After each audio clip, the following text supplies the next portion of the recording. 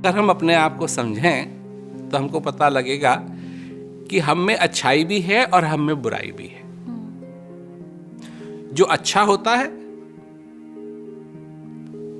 वो भी हमारी वजह से होता है, जो बुरा होता है वो भी हमारी वजह से होता है।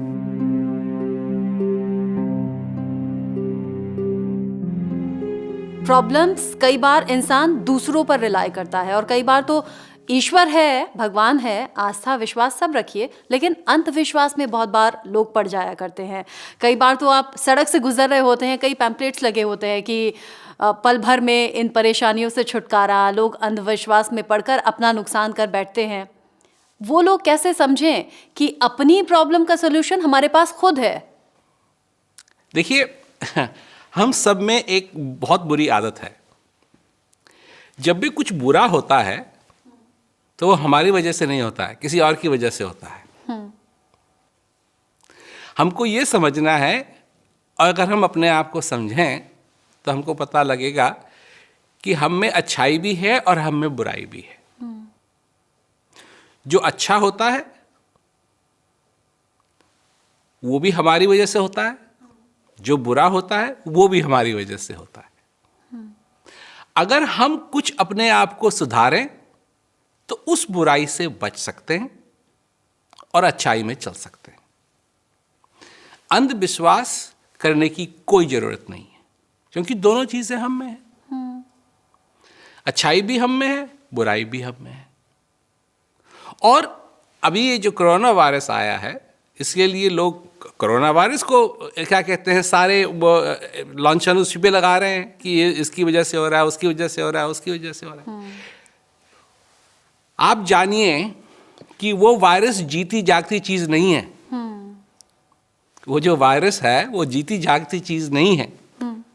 तो वो ये नहीं कहती है कि अच्छा उसकी तरफ चलो या उसकी तरफ चलो, उसके कर्मों का फल है ये ना।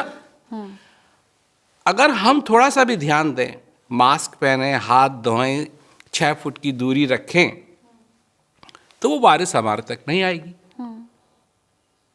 और अगर हम ध्यान नहीं देंगे तो वायरस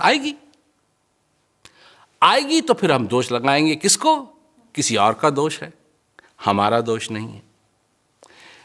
जब तक मनुष्य अपने आप को समझना नहीं शुरू करेगा कि अच्छाई भी उसमें है, बुराई भी उसमें है, तब तक वो समझ नहीं पाएगा कि ये सारी चीजें हैं, ये मेरी वजह से हैं, ये मेरी वजह से हो रही हैं और मैं इनको बदल सकता हूं।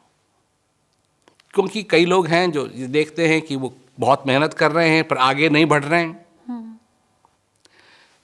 हिम्मत रखिए, हिम्मत से काम लीजिए। ये किसने दी हिम्मत आपको? उसी प्रकृति ने दी जिसने आपको शरीर दिया। तो काय के लिए उसको इस्तेमाल नहीं किया जाता है? निराश हो जाते हैं लोग। बच्चा निराश होता है कभी?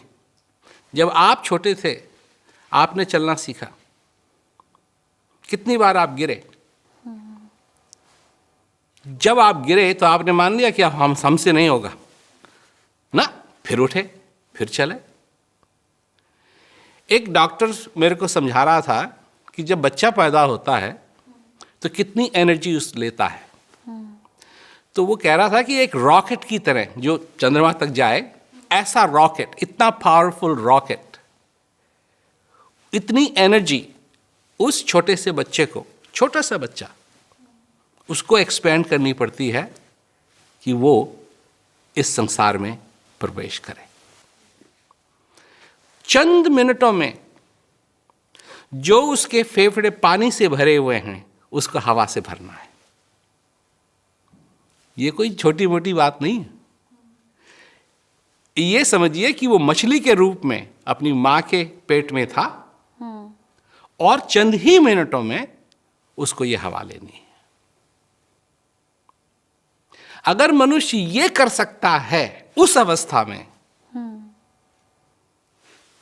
तो कोई उसके लिए सीमा नहीं है। अगर उसने सीमा बनाई हुई है तो खुद की बनाई हुई है, और खुद ही वो अपनी जेल में अटका हुआ है।